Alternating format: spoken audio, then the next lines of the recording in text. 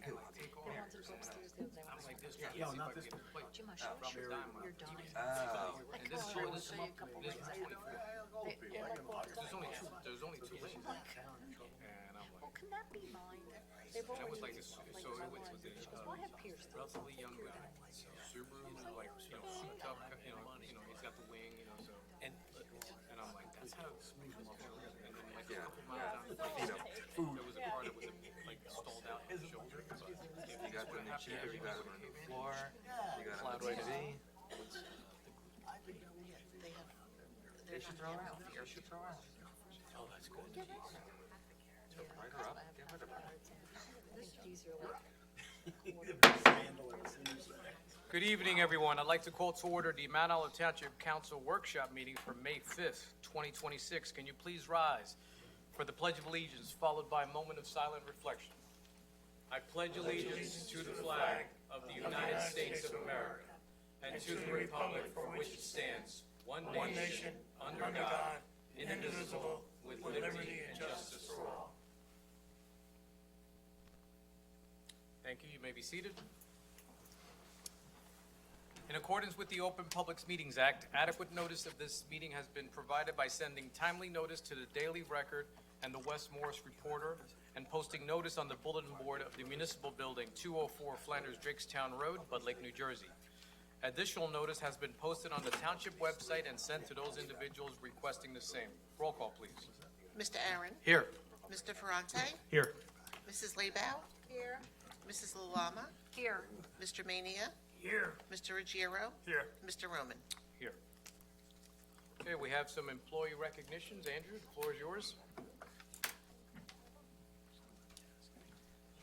Thank you, Council President. We have a lot to acknowledge today. When you look at all the years of service between the three employees, it's almost 100 years. So it's really, it is incredible. So first, we're going to start with Ed Lotta. Ed, why don't you come up and join me?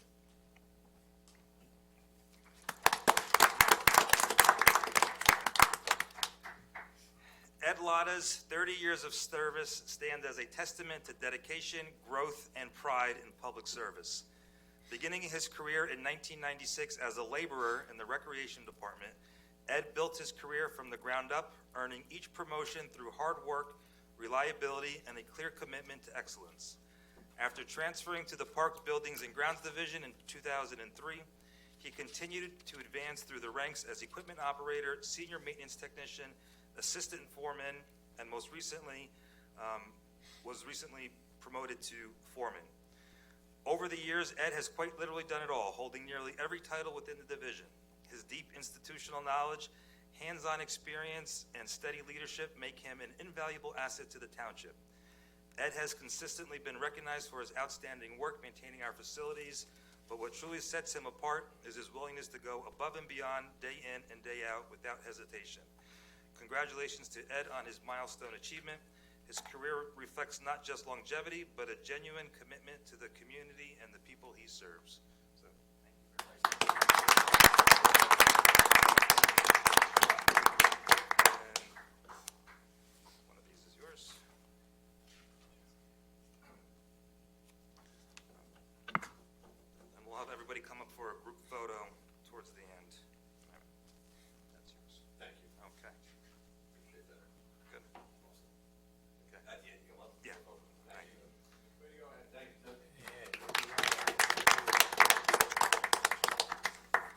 Scott Gaskill's not here, but I'd also like to read something about Scott. Scott Gaskill's 25 years of service as the township's IT director reflect an exceptional commitment to innovation, reliability, and public service.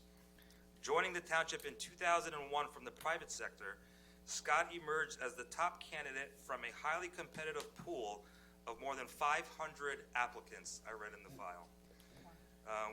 And this was to replace an outside consulting service, which that decision has proven invaluable. Over the years, Scott has built and maintained, continuously strengthened the township's technology infrastructure, ensuring that our systems remain secure, efficient, and responsive to the ever-evolving demands of local government. His expertise has allowed the township to successfully navigate increasingly complex technological challenges while safeguarding critical data and operations. So we thank Scott for his service. Next up, we'll give Scott a round of applause. All right, Greg, you're up.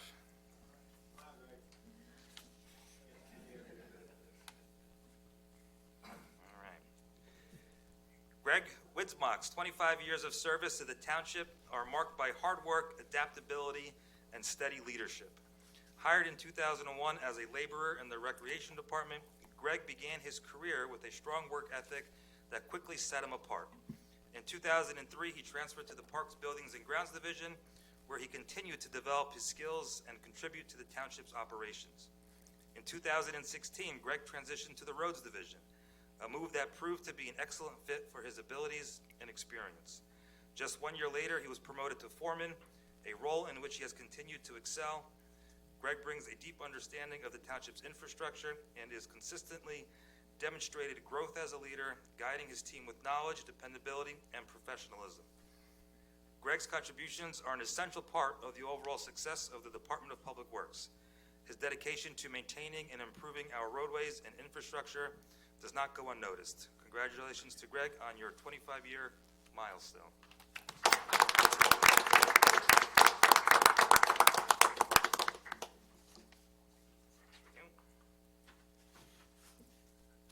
And if everybody could come up for a group photo.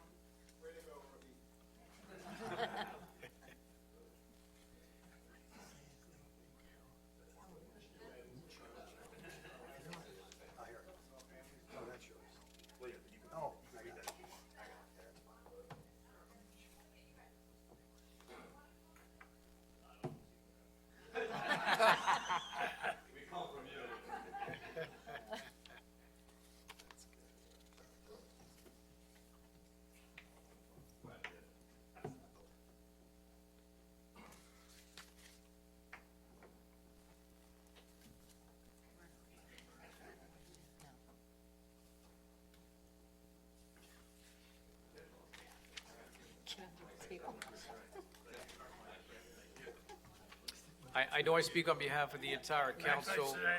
Gentlemen, when I thank you so much for your service. You have definitely made the township much better.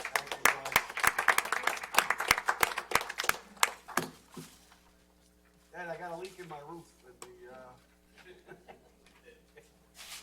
there is actually. You want him to authenticate it? What's that? Yeah, the authenticator.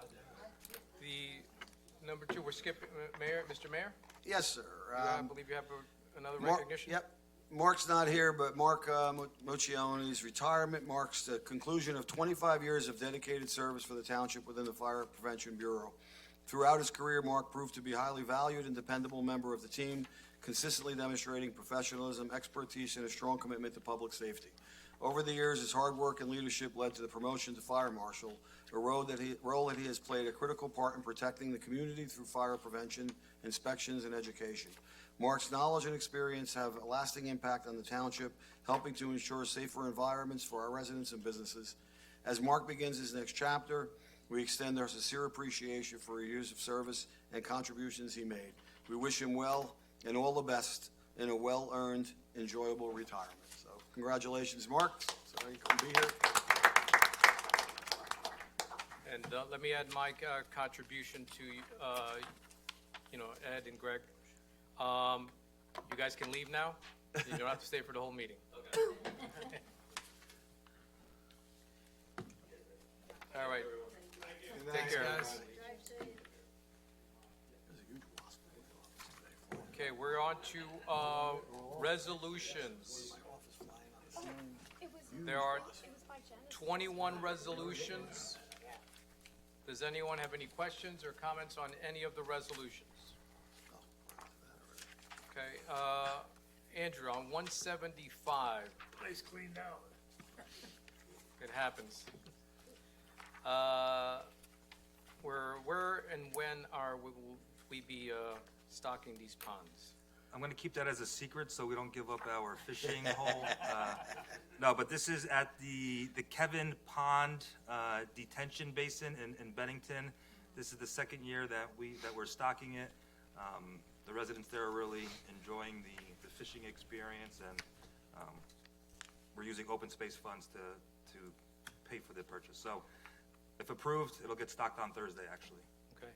And is there any thought of stocking, say, other ponds, like, say, Myers? We did Myers last year as well, so yes, we've been slowly stocking the ponds throughout, except for Bud Lake. And do you know what we will be stocking with? Is it going to be bass? This or one is perch? bass, bluegill, and feeder minnow fish. All right, thank you. And I was there on Sunday, and they are biting, so. Good to hear. All right, anybody else have any questions on any of the resolutions? Okay, seeing none, we have no ordinance for first reading, but we do have 2 ordinances for second reading. Andrew, you had a comment on 12 and 13? Yes, I just wanted to explain these 2 ordinances for the public. Over the last, I'd say, 3 months, we've had a lot of transition between our construction department and fire prevention bureau due to resignations and retirements. And those 2 departments have positions that have overlapping duties. And while we've done a great job of cross-training employees, and they also cover shared service agreements, when some of those individuals leave, it's challenging to find a person that holds multiple licenses or disciplines. So we did go out and advertise in a multitude of ways for part-time, full-time, different positions, different combinations of positions, but we weren't able to find what we were looking for. So we looked in-house, and we were able to restructure both departments to save some money and to redistribute the workload amongst the current employees. So 2 of them are just title changes. The 2 others do come with a higher compensation for our subcode officials, which is still less than what we would have paid if someone from the outside came in. So I assume this is not going to negatively impact the budget? It will not. All right, great to hear. Does anyone have any questions on those 2 ordinances? Mr. Aaron? I was just gonna say, in the consolidation, do we see a lowering of demand for those roles as well within the community or are we just putting off the inevitable, which is we're gonna need to add another position in the future, like maybe next year's budget? I wouldn't say the workload has reduced. We're kind of overlapping some duties with existing personnel so that they're doing, I wouldn't say they're doing more, but it's being redistributed.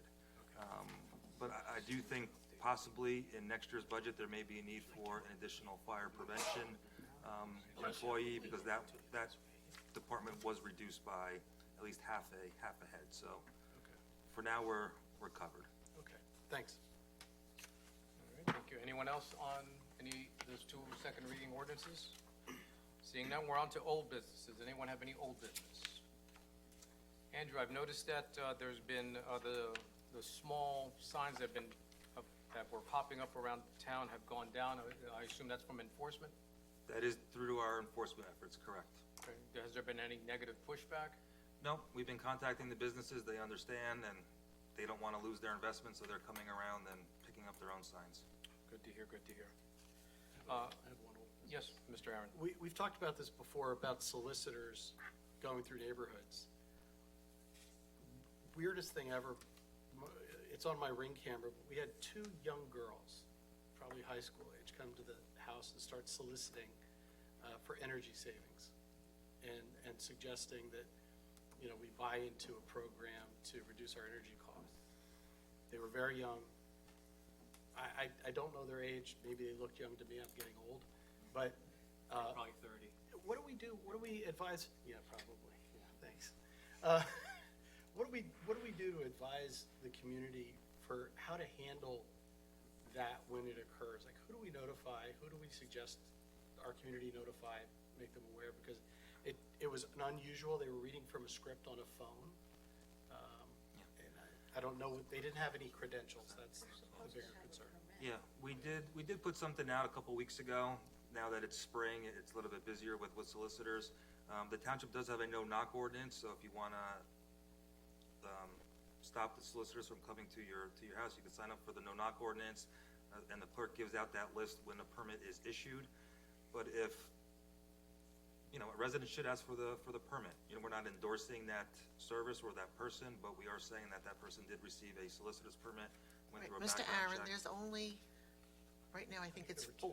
I just issued another one to a young girl. for Trinity Solar. That sounds And like they it. do have Trinity. photo ID. I think that's probably what it was. Are they supposed to But wear they a want- lanyard? They have a photo ID with them. They're No, I supposed to didn't have see with them. anything. No. Okay.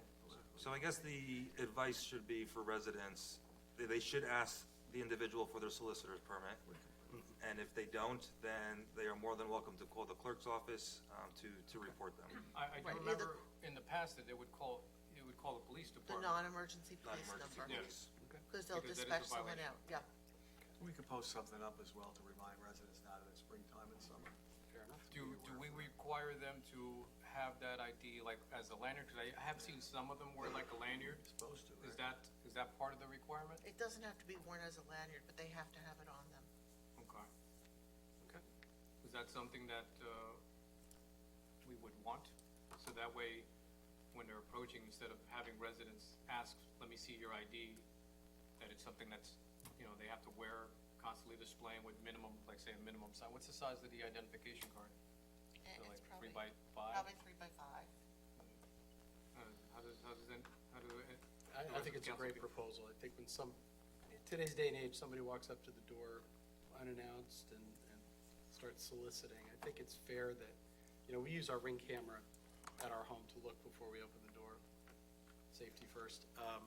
So it would be nice to look and see an identification clearly worn or displayed before we open the door. So I think it's a great idea, if we can add that. So we'll review the code and see what the requirements are.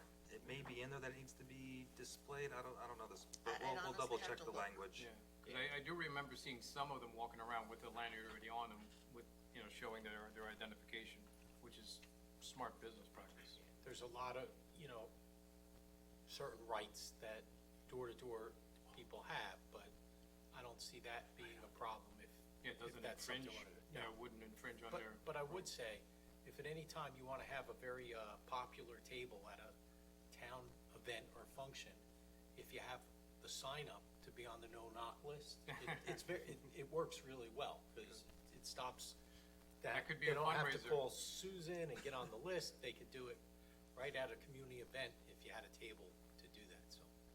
Huh, that's good. Well, I do know the do not call list doesn't work, so hopefully the do not knock list works. Well, unfortunately, it doesn't work when people are out without permits. Right. You're exactly right.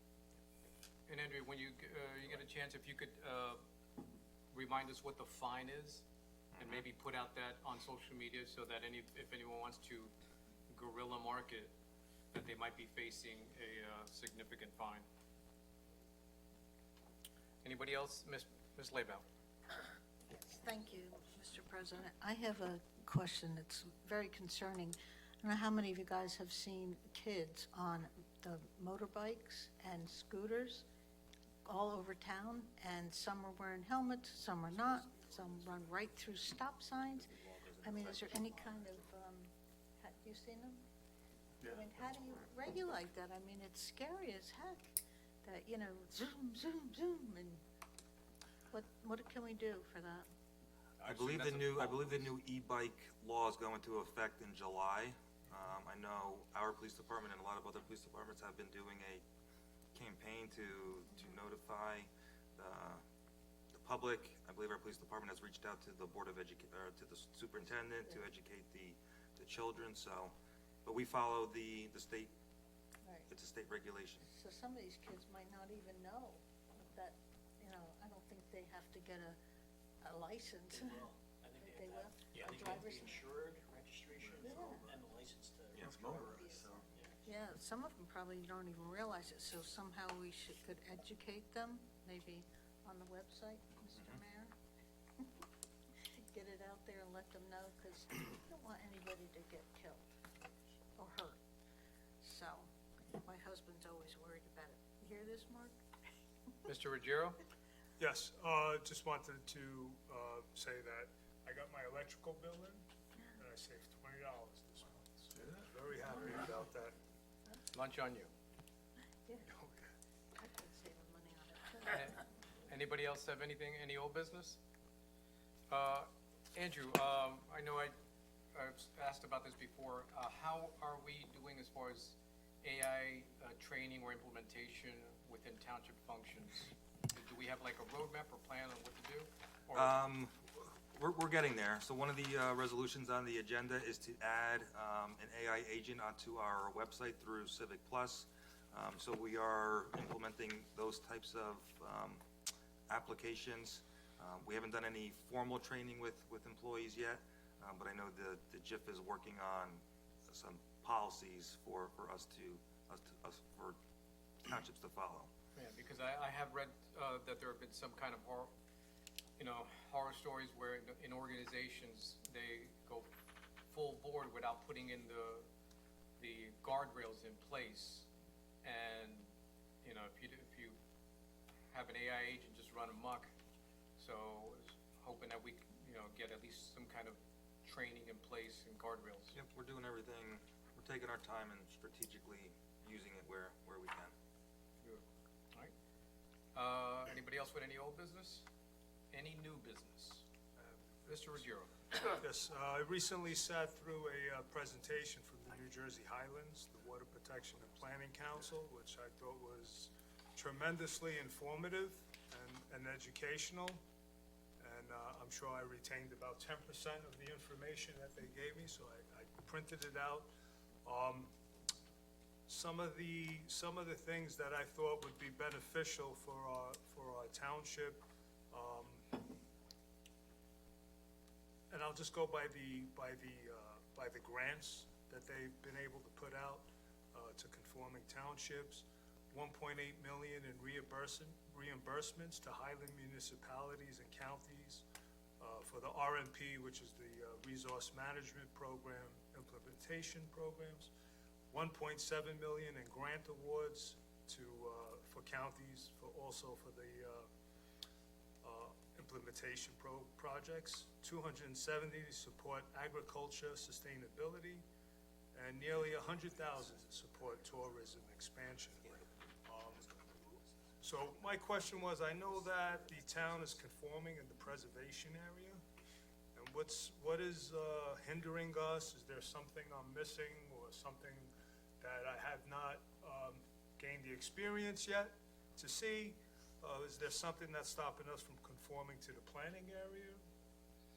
'Cause I'll tell you, from their presentation, it seemed like they would be a welcomed ally in the affordable housing project debacle, if you want to call it. It seems that they almost side on the towns that fall into the Highlands protection. Yeah, if Andrew has any more to add, he can add to it, but Andrew and I met with the Highlands and set up a meeting with them to talk about what we can do in town as far as a lot of things, not just that. It worked out where we're gonna take advantage of one of the grants, which is the land assessment. They're gonna go through our entire inventory of properties, help us map out what's available, what's not available, what's in all these areas that we can do. That's the first step. And then from there, we could sit down and see if there's anything left. I don't think we have much left of anything per se. We're within the areas I think they mentioned to us. But it's not, it's something that I really wanted to work with them on to find out how to use our properties and how to do stuff to get more commercial. That was my big thing to them, is to find areas of commercial development, not residential. But the land assessment's the first step that we have to do, and that's the grant money they're gonna provide to do that. So we are taking advantage of that right now. Highlands has been great. Allison there, the people there are great for us, and, but we are moving forward some of those things. Are some of those grants strictly for those who conform to the planning area for the preservation area as opposed to the planning area? I don't know if they're separate. Are they accessible to all? So both. So we've been successful with the Highlands to get grants on some Bud Lake characterization studies. They funded our stormwater management planning. So we do receive grants already from the Highlands. When we met, they suggested that our planner put together a scope of work to do what the mayor said, which is an assessment of the properties that are in the planning area, and to evaluate what would be the pros and cons if the municipality were to be a conforming municipality. And that will be funded through, the Highlands will fund that study. So our planner is putting a scope of work. Once that study is complete, it'll be reviewed with the entire governing body. Because while it does have some pros, it does limit other development as well. So, you know, we're gonna have to weigh the impacts and see which properties it affects and whether the possible reduction in affordable housing is worth some other future restriction on development. So I don't have that information at this point. They didn't really go into the detail of that, and that's why I said, let me ask the question. You know, devil's in the detail, but I mean, in general, it seems that there's a lot of townships that are signing up and want to be part of that. I mean, we hold a special, I guess, a special responsibility, right, for preservation of the land and the water, and I think the state needs to pay for some of that. I would just add that being that the township's also in the preservation area, I just think historically, it was looked at that, well, the preservation area is very restrictive. So the planning area gave the township some flexibility. Times change, and there are a lot of towns that are lining up now, but it's a little bit of a misnomer because some towns thought, well, we could do better in affordable housing. And it really, I don't think, and it's gonna be opinion-based, but I don't think that's necessarily been the case. There's towns throughout the county that are in a similar situation. But it does have, as Andrew said, certain pros and cons. As far as development restrictions, it does, but then at the same time, for certain projects, you have to then get the Highlands involved, you know, for review. But then again, if you go the conformance route at any time, and I've been involved in this, by resolution, you could withdraw. It's not like you're in for life. At any point in time, you could walk away from that side of it, which is a good thing to at least look at, to know that you're not necessarily getting trapped into something that you weren't sure about. Understood. And the way it was presented as far as affordable housing, by the speaker, the now president, he said, wouldn't it be better when you're submitting for your affordable housing to have that ally next to you and with you and being part of that planning and conformance and show. So it seemed, I don't know, he sold me. So I don't know if it was an oversale or not, but like we said, the devil's in the details, and that's why I raised the question. Thank you. Thank you. Anyone else with any new business? Mr. Aaron? So, I'm gonna touch on this at a surface level. I'll ask the administration to kind of take it a little bit deeper, to kind of flesh it out for us. But, I wanted to suggest that we as a township, put together a resolution, in Mount Olive to back the restoration of the energy tax receipts program. It would be, the way I understand it is gas and electric utilities originally collected by municipalities, a portion of that was allocated to specific needs, and then the state took that over. They've collected, I think, in the neighborhood of $75 million. I'll let Andrew or the mayor talk to that. And they've held on to that money, reallocated it within the state, not giving it back to the municipalities the way it was supposed to. So our resolution would request the state release those funds to us, which could be about $2 million a year positive. Andrew? Yeah, we've calculated the number, and if things never changed, we'd be receiving $2 million more in energy receipts than we are currently. So the league did just send out an email encouraging municipalities to pass the resolution supporting the restoration of it, so.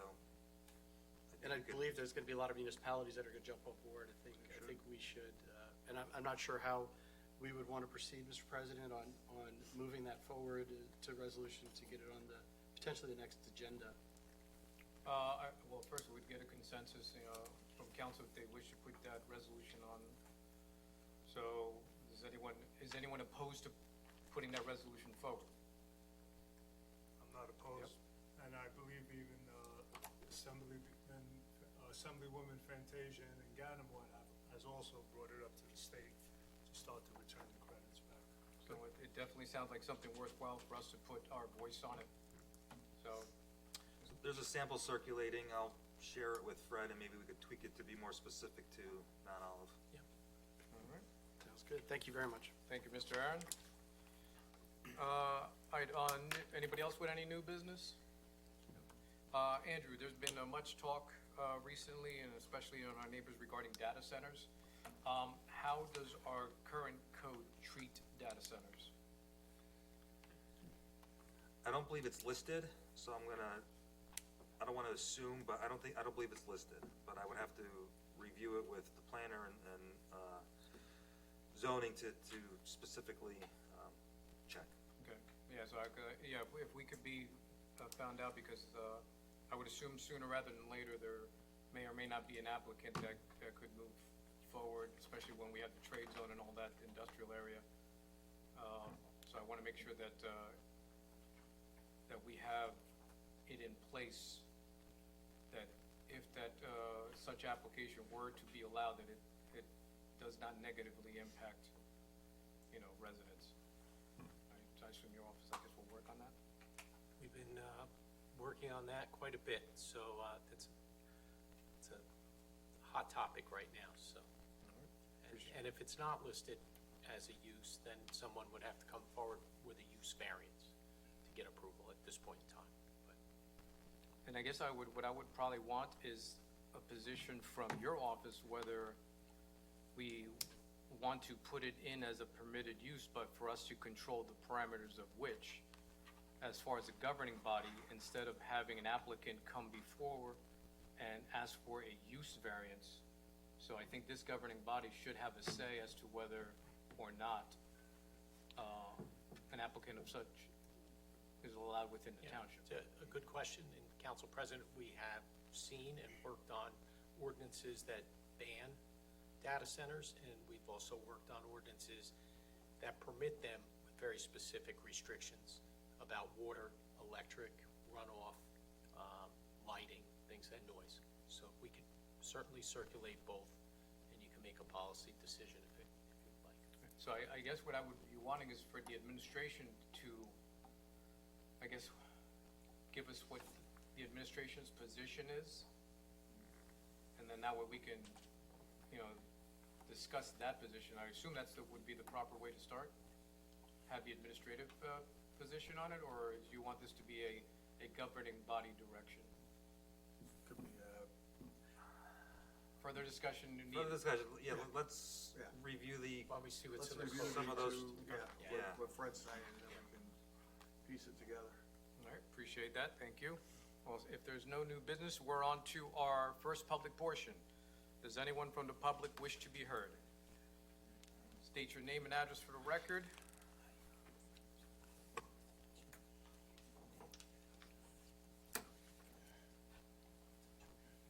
Hi, my name is Kim Freelander. I live at 6 Center Street. I did have something planned to go over, but we're going to hijack that for the AI initiative, because AI. So I think if you guys go and you do the research on all the surrounding towns that have had AI data centers built up within their towns and in the surrounding areas, it has been uniformly detrimental, not just to the environment, which is very important, but to the people in that town as well. So I would like to strongly encourage the members of this council to please, please, please take that seriously and do the research. Don't just open up everything or even open it up with restrictions. Do the research, find out just how bad it can be, if only to satisfy that you are comfortable with saying, hey, you know what, this isn't the best idea. And one thing I would encourage you, which is going to kind of dovetail into what I really came up here to say, is that now is the time to be making laws against this kind of thing. Now is the time to start putting into place the protections for the people of this town, not just for AI centers, but for the ruthless stripping of our resources and, frankly, the brutality, the financial brutality it would inflict on pretty much everybody in this town and everybody in the area. Do the research. You don't even have to take my word for it. It's all right there. All the information is right there, available for everybody to find. So please, don't take my word for it, but look at it. Look at the numbers. Look at what happens to these towns that end up drained of not just water, but runoff and the noise and the decrease in the quality of life for everybody in the surrounding area. So please, I would like to vehemently encourage everybody, if you're gonna start setting up protections, do it now. Don't sit on your thumbs.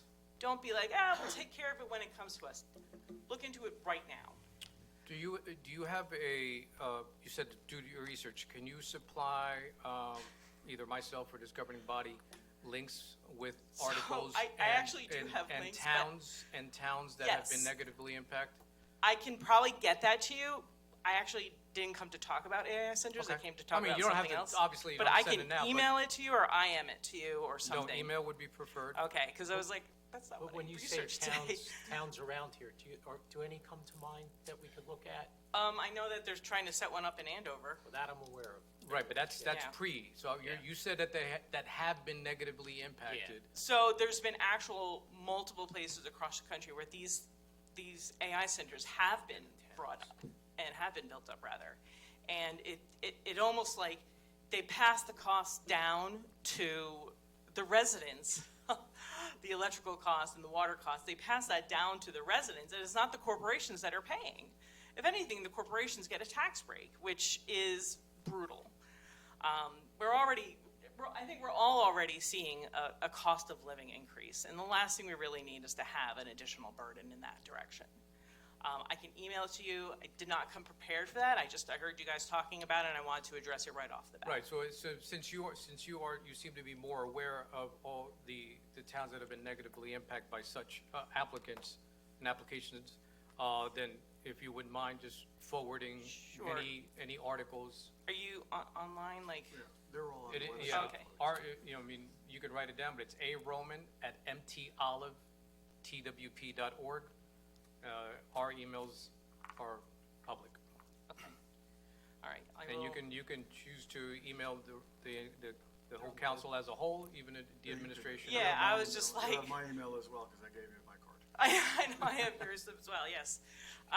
So, yeah, I'm sorry, I didn't mean to Or hijack the to make conversation life that a way. whole lot easier, you could send it right to the clerk. Yep. So that's clerk@mtolivetwp.org. And then I'll disseminate it out to the council There you go. and mayor and business administrator. Perfect. Okay, thank you. All I look right. forward to some light reading. Well, I don't do light anything. I'm too passionate for that. So, to get back for what I initially came here for is like, I haven't been here since March. My work schedule is chaotic, to say the least. I wanted to get back to you on a couple of things to cover old business. Is if you wanted to know the training involved in ICE agents and everything like that. I know, Mr. Roman, you said that you had two friends who have been in with ICE for ages, and they're wonderful people. I urge you to go to ice.gov/careers. And if you go there, you'll find that as far as August of 2025, if you go to the drop-down menu for training, it says none. So you said they're highly trained, they're this, they're that. I'm telling you now, maybe the old batch did, but they're aggressively hiring for ICE. And if you go to that website, it says none for training. Can you repeat So- that website one more time? It is ice.gov/careers. Thank you. Because we've been talking about ICE and the new facility that looks like it's almost inevitable in Roxbury. These guys, they're not gonna be at summer move, they're not gonna be traveling around, southern Jersey or whatever. They're gonna be here. They're gonna be in our restaurants, they're gonna be in our gas stations, they're gonna be here, and, we do have a certain population, as was brought up last time, that 40% of our town rents does not own, and even though you used a word itinerant to describe them, which I felt was unfair with negative connotations, the fact of the matter is, these people who do not own don't have the money, but that does not make them respectable people just because they don't own a house. So you don't get to be like, don't call me racist and don't call me a Nazi. And don't name call, and then in turn, name call 40% of the town. You don't get to do that. That's just hypocrisy at its height. And the reason why I wanted to kind of dive into this, and I know I don't have a whole lot of time, is, to keep it basic, is the Bill of Rights. We have free speech, that's the first one. Second one, keep and bear arms. Third, prohibits quartering of soldiers. Fourth, protects against unreasonable search and seizure. Fifth, criminal cases are inclined to due process protection and protection against self-recrimination. Six, right to a fair trial and legal counsel. 7, right to a jury trial in civil cases. 8, prohibits excessive bails, fines, and cruel and unusual punishment. And the reason I bring this up in relation to ICE, in relation to this township, is that all of these things have been violated. All of these things have been documented on video, you know, firsthand appearance. Nothing is hidden anymore. Everybody carries a camera in their pocket, and everything is caught. Everything is caught on tape. Everything is televised. I would strongly encourage, if you haven't seen any of this video, you need to go to some international sources, because unfortunately our news sources based in the United States are being leaned on. And there's documentation for that. So I would encourage either sources out of New Zealand, Canada, UK. I name those because unfortunately I am only an English speaker. So I would encourage you to seek internationally for this footage, because it's all very terrifying, honestly. And I would encourage this town, again, to be proactive when searching and making rules to protect the people of this town, even if they're only the 40% that are considered itinerant. Let's protect them all. Let's protect them all. Not just some, not just the homeowners. Let's protect them all. Because these are not going to be good people. These are not going to be straight up people like the ones that you know, Mr. Roman. These are going to be the ones that they recruited off the street, cranked through, you know, a really fast training process, and then pushed onto the streets. So, excuse me. So I'd like to strongly encourage that. Now, if you have doubts about why these things should be applied to people who are immigrants and whether they're legal or illegal or not, is because when you start trampling over these Bill of Rights, of which I only went over a few, you have the erosion of rights itself. You have loss of faith in democracy. You have loss of faith in the rule of law, which, frankly, the rule of law is a fundamental principle of democracy. And the arbitrary governance, like, say, executive order after executive order after executive order, just arbitrarily applying what you want to who you want to apply to, it's destructive. It's destructive to the structure of the rule of law. And all people should be held accountable, regardless of whether you're legal, whether you're illegal, whether you're a millionaire or billionaire or trillionaire, whether you're a president, or whether you're an itinerant person who rents properties. All of it should be the same across the board. And by doing so, by making an equitable application of these laws, it gives you the social stability to resolve disputes peacefully and reduces the likelihood of conflict. And it reduces the likelihood of unrest. When you start trampling over these basic rights, everything goes on the rise. Abuse of power is on the rise. Lack of accountability leads to more abuse. More abuse leads to unrest. It cycles into itself. And I'm not saying like stopping the ICE or is going to be like, it's going to save the world. It's not going to save the world. But it is helping to protect one small, tiny corner of it. Injustice is endemic everywhere. But I do feel like it behooves us as just basic citizens of the United States of America to try to make life perhaps incrementally less unjust. And if that means we try to protect our neighbors, whether they own or they don't own, then we should absolutely step forward and do so. I feel like that is our obligation, as if we want to even think about calling ourselves a democracy, if we even want to think about calling ourselves good people, I absolutely think we need to do this. Please think about being proactive in this matter, and not just this matter, obviously the AI Center as well. Start making some resolutions now, not when they're already roaming the streets, now. Not when you have somebody standing up in front of you making a petition. Do you have any more? Because unfortunately, I neglected to start the timer, but I know you are way over the 5-minute mark. I know, So I figured. If you could wrap it up, that'd be No, that's great. fine. We'll wrap it up there. Just remember, silence is complicity, and I will get those names for you. Thank you very much. Can I say something? Yes, Mr. Ruggiero. Yes, I always appreciate your enthusiasm when you come up here and you do open up. I keep an open mind, so a lot of the things that you express, I do look into. The only thing that kind of irked me. I've, I've never heard anybody here refer to renters in a derogatory manner. You called them I'm sorry? March 10th. You cannot address the council from the audience. Mr. Ruggiero, if you wish that question answered, That's not the a resident would have to go. That's not a question. And, I was just, it was expressed, okay, okay, that we refer to 40% of the population in a derogatory manner, and I've never been part of that, and neither have I ever heard that up front from the council members or anybody else here expressing derogatory statements towards those who rent in our community. and I agree with you. I do not recall at any since time, and if the resident does have a indication of this council, or anyone in this council saying anything negatively to any of our renters, please supply the date and time that this was said, and I will, if it was me, I will personally apologize, or if anyone on this dais were to have said it, I'm pretty sure they would personally apologize. Does anyone else from the public wish to be heard? Seeing none, I'll close it to the public. Can I get a motion to adjourn to the public meeting? Second? All in favor? Aye.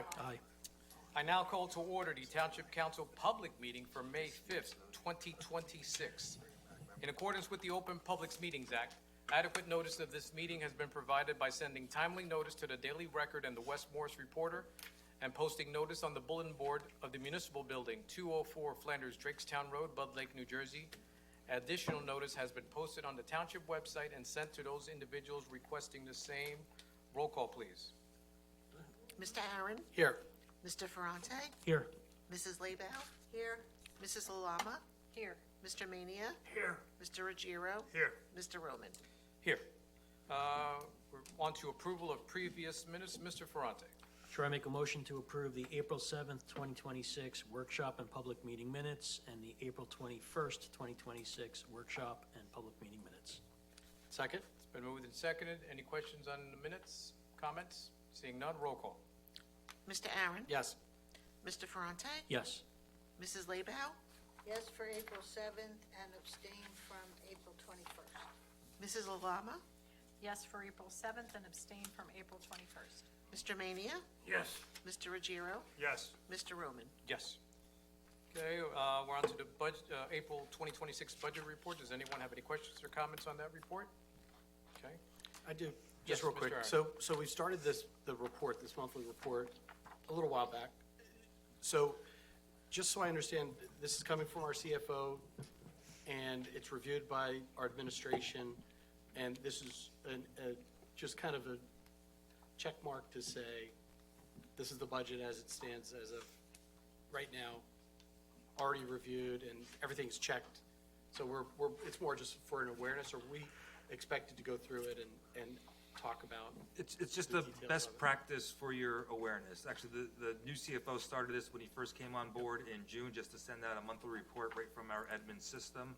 So as far as the administration doing checks and balances on what's in this report, no. It's a report from the admin system that shows what revenue was collected and what expenses went out. Okay. So that's and us just going over. But it's not, there's no formal auditing process before it there comes is to not. us. This is just, it's a report that comes out of the system. It makes us aware, it's made to the public. Correct. Given the, okay, just want to be sure of that. Right, we're not validating, the administration's not validating anything. Right, I at just this want to time. make sure that town council's not expected to validate the data. Okay, thank you. All right. Thank you, Mr. Aaron. Correspondence has been previously provided to council by email. Does anyone have questions, comments on any of the correspondence? Okay, seeing none. We're on to ordinances for public hearing. I open the hearing to the public on ordinance number 12-2026 entitled, "An Ordinance of the Township of Mount Olive amending the salary ordinance which established salaries for the mayor, council, department heads, and other exempt employees." Ms. Lalama. Thank you, Mr. President. I move for adoption and final passage of ordinance number 12-2026. Second? It's been moved and seconded. Does anyone from the public wish to be heard on this ordinance? Seeing none. Anyone from council? Seeing none, roll call, please. Mr. Aaron, Yes. Mr. Ferrante, Yes. Mrs. Labow, Yes? Mrs. Lalama, Yes. Mr. Ruggiero, Yes. Mr. Roman, Yes. Mr. Mania, Perfect timing. Ordinance number 12-2026 is passed on second reading, and I hereby direct the clerk to forward a copy of the same to the mayor and publish the notice of adoption as required by law. I now open the hearing to the public on ordinance number 13-2026, entitled, "An Ordinance Amending the Salary Ordinance of the Township of Mount Olive," entitled Salaries of Certain Non-Union Personnel. Mr. Mania. Thank you, Mr. President. I move for adoption and final passage of ordinance number 13-2026. Second. It's been moved and seconded. Is there anyone from the public that wish to be heard on this ordinance? Seeing none, close to the public. Is there any council discussion? Seeing none, roll call, please. Mr. Aaron. Yes. Mr. Ferrante, Yes. Mrs. Labow, Yes. Mrs. Lalama, Yes. Mr. Mania, Mr. Mania, Yes. Mr. Ruggiero, Yes. Mr. Roman. Yes. Ordinance number 13-2026 is passed on second reading, and I hereby direct the clerk to forward a copy of the same to the mayor and publish a notice of adoption as required by law. There are no ordinances for first reading. We're on to consent resolutions. Does anyone wish to move any to non-consent? Yes, Mr., sorry, No? not non-consent. Okay. All right, Mr. Ruggiero, would you move consent resolutions? Thank you, Mr. President. I move for approval of resolutions 172-2026 through 192-2026. Second. It's been moved and seconded. Does anyone from the public wish to be heard on these consent resolutions? Seeing none, close to the public. Any council comments? Seeing none, roll call, please. Mr. Aaron. Yes. Mr. Ferrante, Yes. Mrs. Labow, Yes. Mrs. Lalama. Yes. Mr. Mania. Did you say it? I said yes. Mr. Mania, Yes. Mr. Ruggiero, Yes. Mr. Roman. Yes. Okay, we're on to the bill list. Ms. Leyba, would you move the bill list? I'd like to move the bill list. Second? Second. It's been moved and seconded. Does anyone have any questions, comments on the bill list? Seeing none, roll call, please. Mr. Aaron. Yes. Mr. Ferrante, Yes. Mrs. Labow, Yes. Mrs. Lalama, Yes. Mr. Mania, Yes. Mr. Ruggiero, Yes. Mr. Roman. Yes. Administrative reports. Mr. Mayor. Thank you, Mr. President. The past Saturday, we celebrated the grand opening of the cricket field that's located behind Sand Shore School. We had the official ribbon opening. Superintendent Bangia was there, Andrew Tedorenko, Lisa Brett from the school board, Council President Alex Roman, Vice President Chuck Aaron, and myself were there, and members of the cricket team. It was fun. It was nice to see a different sport. It's growing very popular in town, so we're glad we added that to our stable of sporting events coming and all these things in town. Additionally, on Saturday, Recreation hosted Hold the on, Met- I need to pause you there. I'd just like to add that I only missed once, I missed twice, I so I wanted to put that out. think. You beat me, yeah. I hurt myself, I think. You hurt yourself. Sorry. That's all right.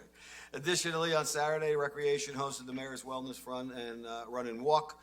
Special thanks to the Recreation Department for making the event such a success. We're also proud again to be recognized as a town to watch for our innovative efforts in supporting the Mayor's Wellness campaign. Yesterday, we held a job fair. I want to thank Lisa, did a great job. Again, we had 35 local businesses, and there was over 100 participants. It was really crowded most of the day there, which is good and bad, because a lot of people are looking for work. But it was very well attended. People were very happy I spoke to, and hopefully a lot of them are finding the meaningful employment, and we'll connect them with the employers that were there. And then finally, coming up on Saturday, the 16th, from 10 to 2 p.m. is the Ferry and Pirates Festival. It's always a great time for the whole family, so everybody come out and check it out. That's all I have, Mr. President. Thank you. Andrew? I do have a bunch of items. I just want to first clarify my comment on this report. Administration does review it to make sure that we're hitting our revenue targets and not over expending line items. To the extent we're not verifying those numbers, I just want to be clear that we are reviewing that. Fair clarification, I appreciate that. Okay. Also, as part of our employee health and wellness program through our new insurance provider, we've been conducting fitness assessments for our employees. They've been scheduling one-on-one hour interviews with a fitness instructor to go over their their lifestyles, blood pressure, biometrics. They're all taking advantage of it, and there's some follow-up to make sure that they're keeping on track. We're also having some mental health seminars next week. So I just want to announce that we are investing in our employees and making sure that they're staying healthy. Just to follow up on Councilman Ruggiero's comment, I too saved $9.46 last month. As I collect more data, we'll put out a report just to show the success of the community aggregation program. I participated in a meeting with the DOT, Morris County, Washington Township, and Hackettstown.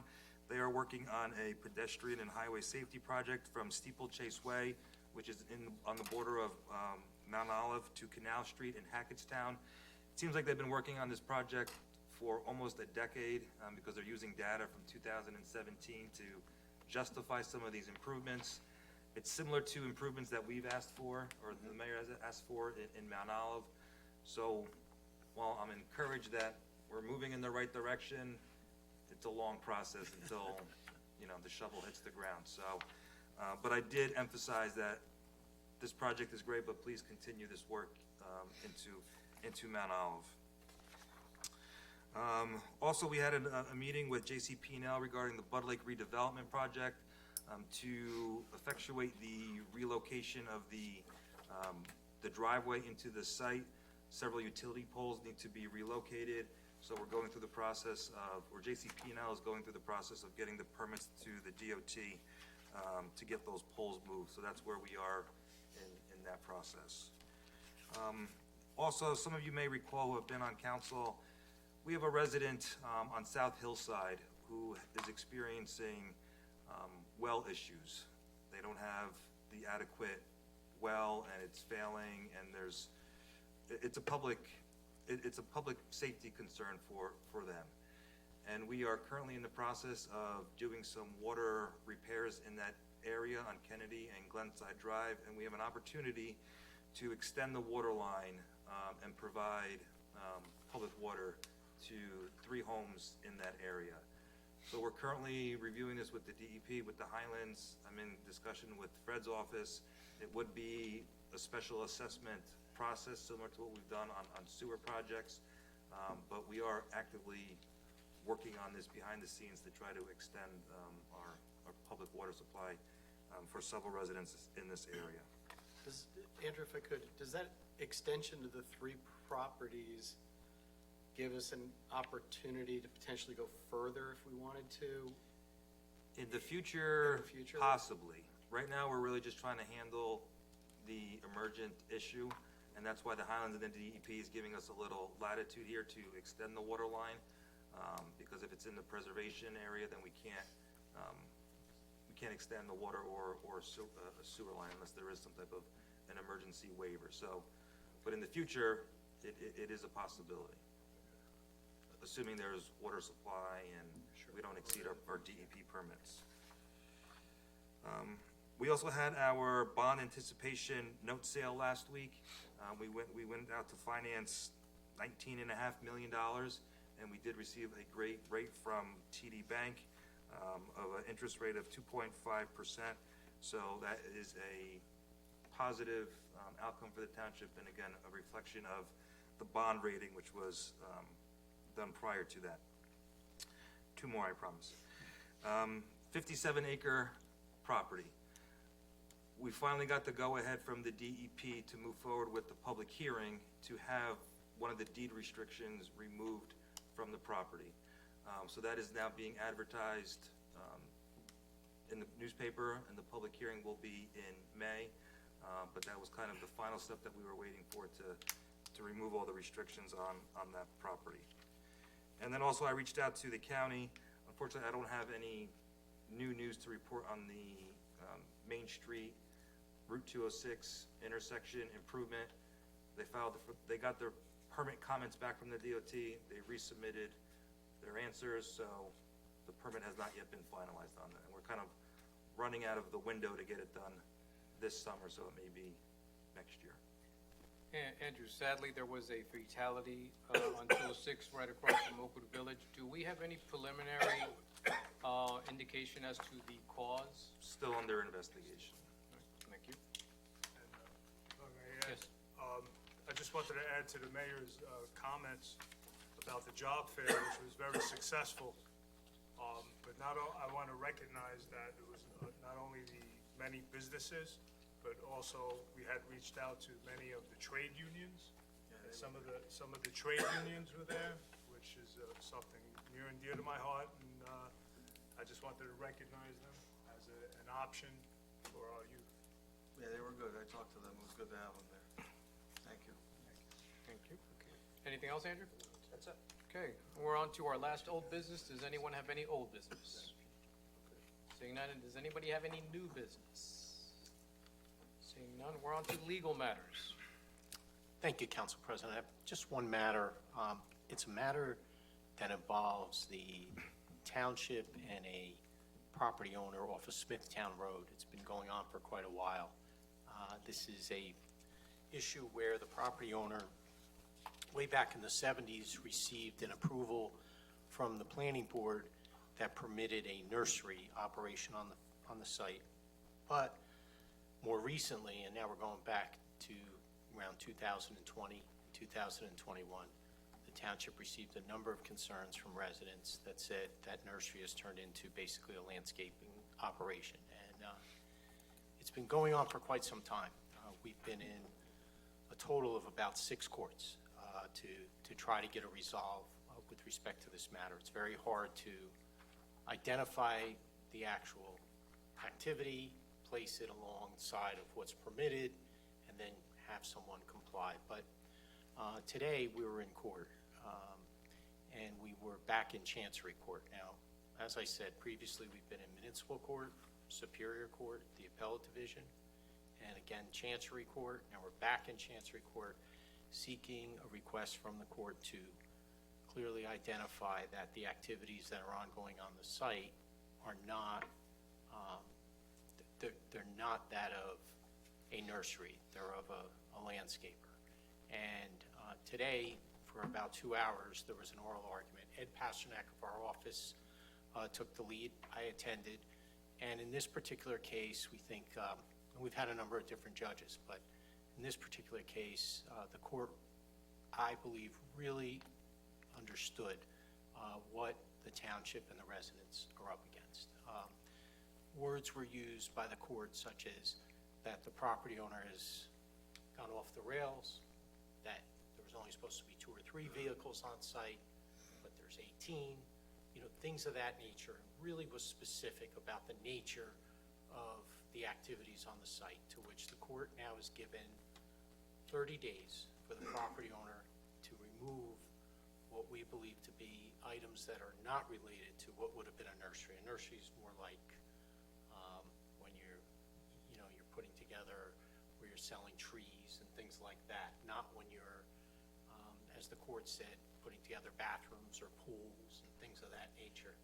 It's a big difference. So I just want to say, I think it was a big step for the township. We've had discussions about it in executive session. Elected officials have received concerns from residents. We've received them.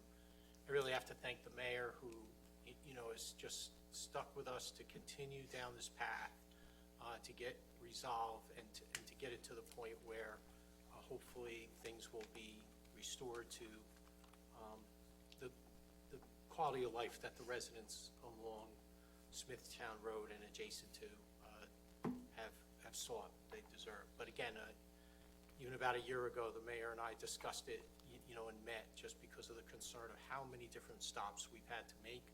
But I thank you for that support. A lot of towns along the way might just say, we give up. This is really hard to do, and perhaps say, look, the residents are gonna have to, figure out their own way to burden this and shoulder it, but that didn't happen here. And look, it's not over. Everybody can appeal.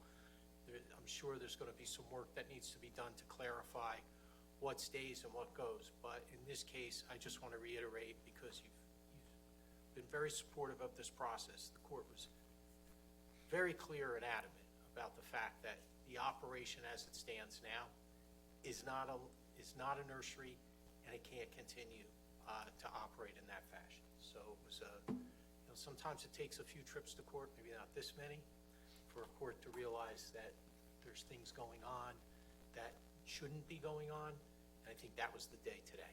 So that's my report, Council. All right, thank you very much for that update. Andrew, would you be able to notify the residents that are directly affected by this property owner and kind of appraise them as to what's going on? If Fred is okay with? Yeah, yeah. Maybe you could we've all draft been in- something?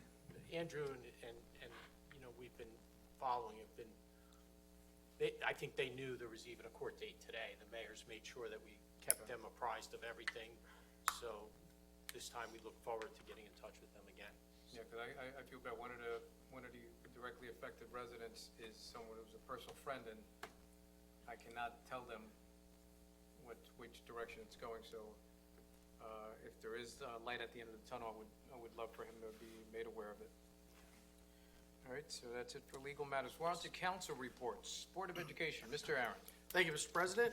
Board of Education budget was finalized and approved at the April 27th meeting, so that has gone through. Couple lighter things, the Mount Olive Middle School play is this weekend, and they'll be putting on a performance of Frozen. So if you're interested in going out and seeing some theater in town, it's a great opportunity. And also, this Saturday is our school's military ball. So that's for our junior ROTC members at the high school, of which I think the program has grown to over 150 high school students participate now in the junior ROTC program. So quite an exciting program that's grown over the years. So I encourage everybody to get out to the middle school this weekend and go enjoy Frozen. Thank you, Mr. Aaron. Thank you. Mr. Ferrante, anything on library or recreation? Library will be meeting next week, and recreation was rescheduled to next week as well. And thank you, Councilman Aaron, for the shout out for Frozen. My son is actually in the play as well, so we'll be there. Nice, excellent. All right, thank you. Ms. Leba, anything on environmental or lake or an open space? Environmental meets tomorrow, and the next open space meeting is in 3 weeks. And the lake issues, I don't have anything as far as for lake issues, because like I said before, we don't really have, you know, we all know there's curly pond weed and that type of thing, and it's treated by the town for what we can. I did hear at the senior meeting today, I had 4 different members wanted to know, what are we going to do about how ugly it looks around the lake? Why can't we get those people to get rid of their boats and that are just there, and, you know? And I told them, I said, well, they have been given warning notices for years now, and we can only do so much.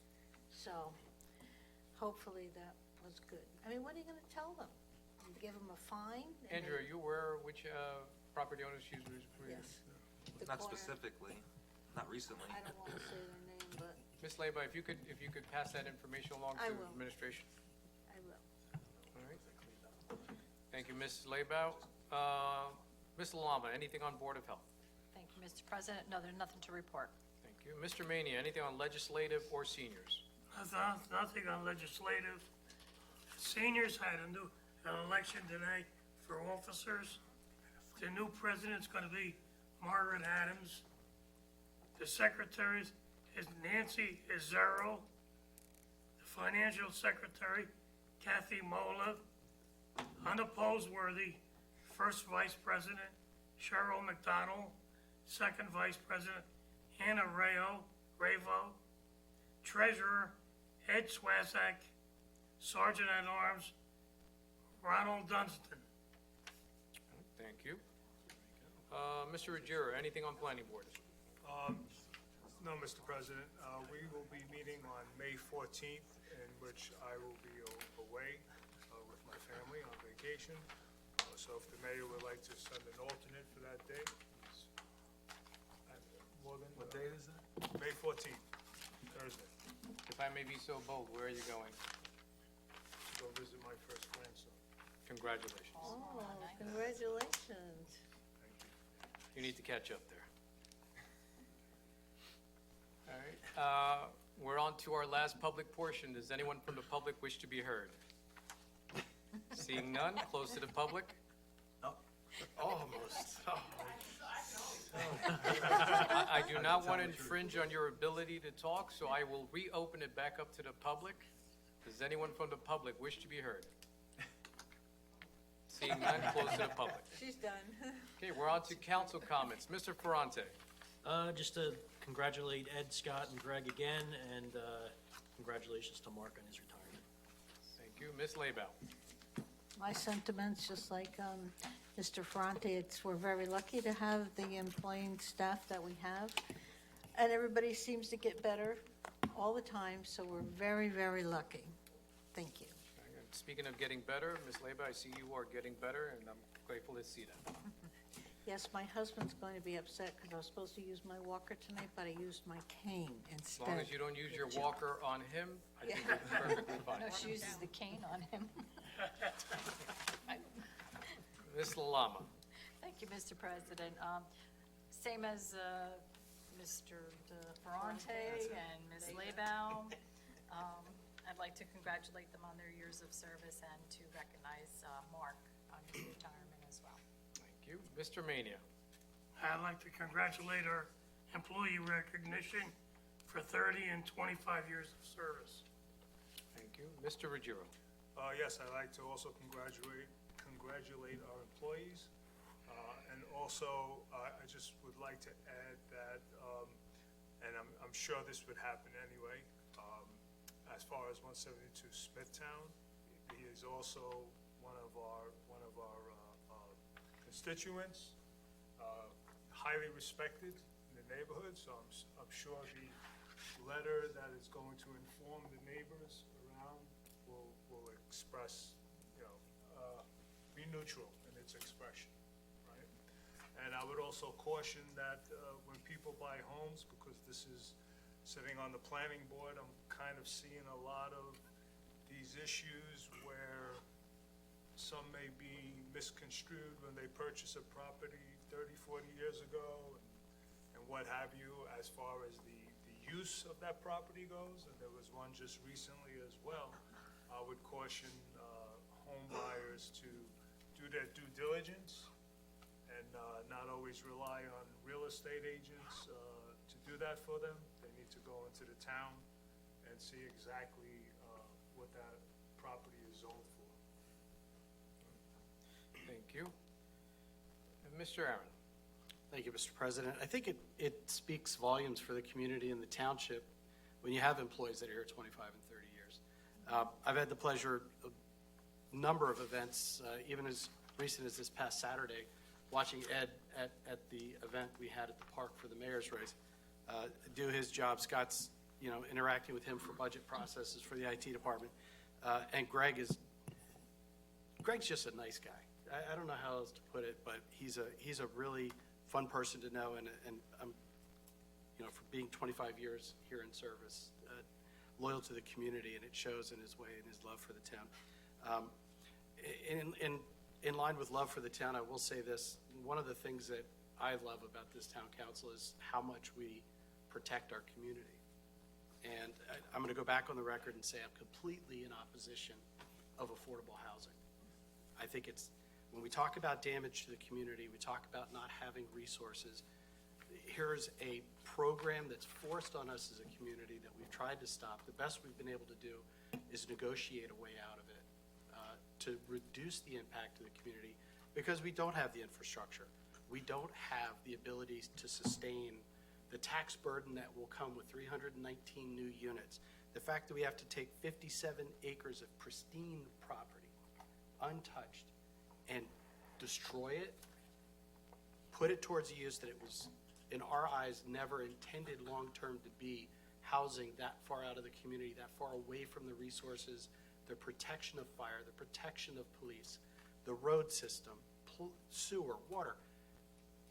It is a project that is definitely impacting our community. You can always try to prevent things. This is one that for decades is the most destructive project the state forces on our community that we have to sit back and absorb. And I applaud the town council for its efforts to minimize the impact to the community, to minimize the the impact it will ultimately have on the taxpayers, because of the lack of ratables we're gonna get out of these properties. We talked about it so many times. It's, people say, oh, look at all this new housing coming, you're gonna get all this tax benefit from it. We're not. It's not rated at the same level as commercial, which has the benefit of allowing businesses to come in the community, create commerce, not infringe on our school system, not infringe on our population, but provides a benefit to the community that keeps people shopping in the community, makes things affordable to the community. Affordable housing is not what it was intended to be. What it's turned into is affordable apartments, affordable small shelters for people to live in. It doesn't give our community the opportunity to go from a rental, which I'm a strong advocate of. If, with our population of rentals, we should give them first rights to be able to be a homeowner or own something in this community. And they're not afforded that. I'm glad that the veterans are gonna get some priority, and I hope our veterans who would like to own something have an opportunity to get on the list for the affordable housing we have to go in. But in terms of preventing things that could be a problem, this is something that is a problem. It is in our face, it's near and dear. It changes our landscape, it changes our community. I've been in strong opposition, as I know many people on council are, but I don't want to speak for everybody, so I'll let them say their own. But I have to go back on record now that we're talking about things that impact the community, that the town council has done a phenomenal job and continues to do a great job for the community and our administration and our mayor to make sure that we protect the things that are near and present dangers to us. So, Mr. President. Thank you very much, Mr. Aaron. Earlier today, well, let me start off as, I think one of the things that we always got to be mindful of is whenever we're engaging in debate, and that goes for regardless of what side of the aisle you are on any particular issue, is to avoid dehumanizing your opposition. Earlier today, this council was accused of referring to tenants as itinerant. I kind of had a general idea as to what that word meant, but I wanted to look it up. And itinerant refers to somebody traveling from place to place, typically for work, or a person who lives this way. And seeing some of the examples, it was by no means a negative connotation, but it was implied that it was such. And I also take umbrage with referring to one side of any particular issue as being awful, the worst of the worst, while painting the other side as holier than thou. So this message is for not only the general public, for those of us that do engage in this political debate, is to stop referring to our people that we disagree with politically in a way that dehumanizes them, because as we have seen, just by the recent example, once again, of our president being shot at, or correct myself, attempted to be assassinated, this only happens when we see those we disagree with as the other. And if we start labeling people by names that are despicable, I can see nothing but the logical conclusion is that we will treat those that we speak ill of in a way that violence will be shown towards. So please, I ask that everyone refer, if you're going to debate, try to see your opposition in human terms and not dehumanize them. And with that, I will take a motion to adjourn. So moved. Second? All in favor? Aye. Anyone opposed? Seeing none, meeting adjourned.